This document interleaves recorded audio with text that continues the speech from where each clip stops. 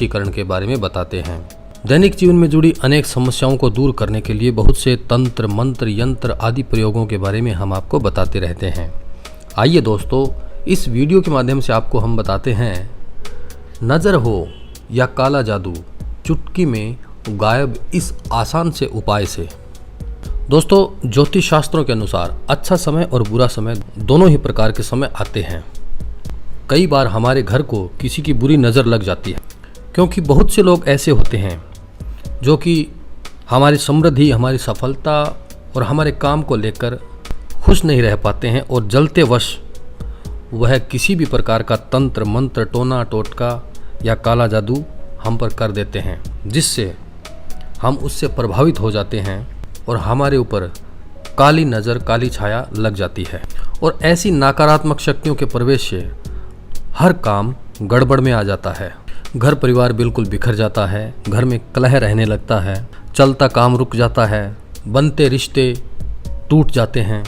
तो दोस्तों, किसी भी प्रकार की बुरी नज़र, टोने टोटके और ऐसे प्रभाव से बचने के लिए गोमूत्र को सर्वश्रेष्ठ बताया गया है। तो मैं आपको बता दूं कि सबसे पहले जब भी आप अपने घर में सफाई कर रहे होते हैं और जो पोछा लगा रहे होते हैं, उसमें आप 1 या 2 ढक्कन गोमूत्र मिला लें, उसके बाद पोछा लगाएं। ऐसा करने से आपके घर में जो भी नकारात्मक शक्ति, जो भी बुरी नकारात्मक शक्तियां प्रवेश कर चुकी हैं, आपके घर में जो समस्या रहती है जिनके कारण, वह सब बुरी शक्तियां दूर हो जाएंगी। और इसके अलावा आप गौमूत्र को स्वास्थ्य दृष्टि को ध्यान में रखते हुए गौमूत्र को अगर आप पीना भी स्टार्ट कर देते हैं तो यह भी आपके स्वास्थ्य के लिए बहुत ही लाभदायक होता है। किसी भी प्रकार के नकारात्मक विचारों से अपने आप को हो सके जितना दूर रखें और रोजाना हनुमान चालीसा का पाठ करें। मंगलवार और शनिवार को हनुमान मंदिर जाएं, वहां जाकर हनुमान चालीसा या सुंदरकांड का पाठ करें। ऐसा करने से बुरी नज़र, बुरे प्रभाव और टोने टोटकों से आप बच जाएंगे। दोस्तों, बुरी नज़र डालने वाले हमारे अपने ही होते हैं, जिनको हमारे हर कार्य के बारे में भेद होता है। जो लोग आराम से अपने घर में आ जा सकते हैं, तो हो सकता है किसी के द्वारा भी ऐसा कार्य किया गया हो जिससे इस प्रकार की परेशानी हमारे घर में बढ़ जाती है। तो हमें चाहिए कि हमें हमारे घर में हर उस वस्तु का ध्यान रखना है, जैसे हमारी जूते, चप्पल, वस्त्र। घर में बहुत सी ऐसी वस्तुएं होती हैं जो हम एक दूसरे को आदान प्रदान करते हैं, लेकिन हमें ध्यान रखना होगा कि कोई भी उसका गलत तरीके से प्रयोग न कर पाए। तो हमें हर चीज़ के ऊपर हमारी नज़र रखनी होगी। और दोस्तों, घर से जब सफ़ेद मिठाई खाकर व्यक्ति बाहर जाता है तो चौराहे पर ऐसी बुरी शक्तियाँ उससे प्रभावित कर सकती हैं और वो शक्तियाँ घर में भी उस व्यक्ति के माध्यम से प्रवेश कर जाती हैं, जिसके द्वारा भी हमारे घर में बुरी शक्तियों का प्रभाव होने लगता है।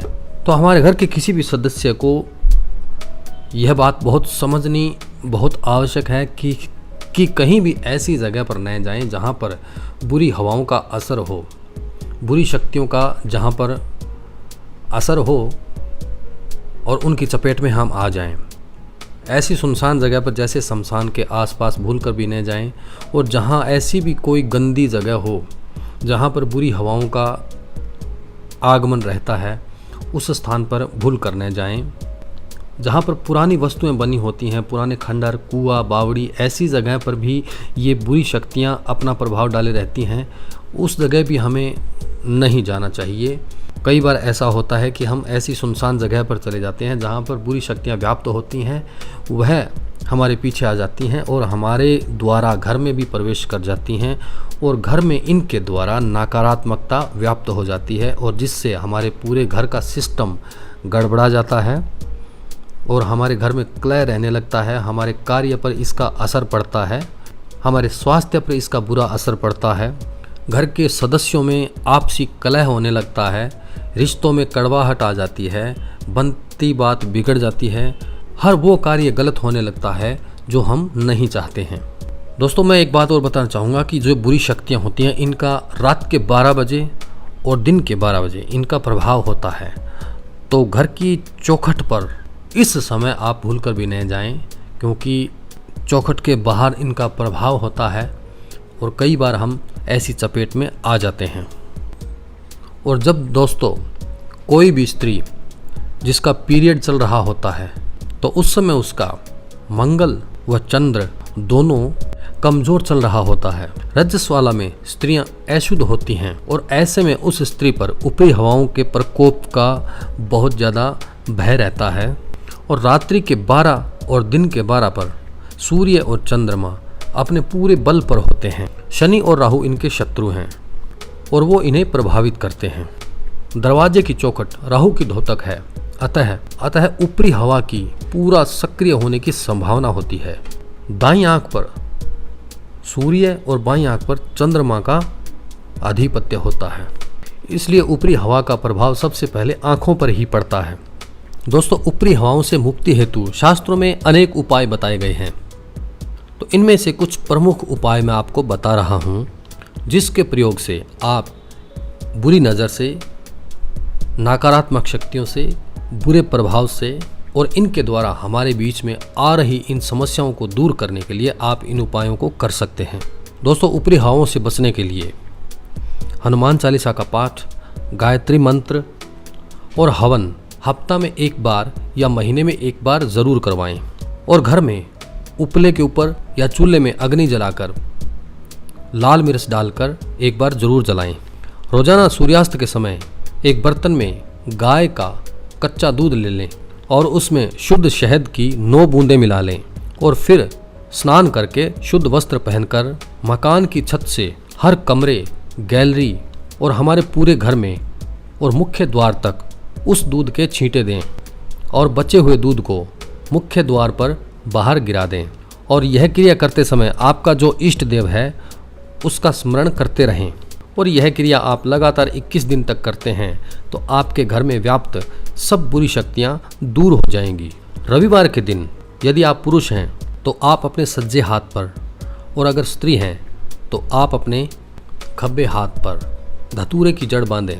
इससे आपको ऊपरी हवाओं से दूर रहने में बहुत सहायता मिलेगी। ऊपरी हवाओं से बचने के लिए जो मैं मंत्र आपको बताने जा रहा हूँ, मंत्र है ओम नमो भगवते रुद्राय नमः, कोशिश से ज्योति पतंगाय रुद्राय नमः, सिद्धि स्वाहा।